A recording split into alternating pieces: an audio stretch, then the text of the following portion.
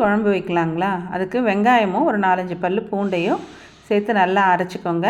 அந்த மிக்ஸி ஜார்லேயே மஞ்சள் தூள், மிளகாய் தூள், உப்பு, புளி இதெல்லாம் ஊற்றி நல்லா ஒரு ஓட்டு ஓட்டிடுங்க. இப்போ குழம்பு கூட்டி ரெடி ஆகிடுச்சு.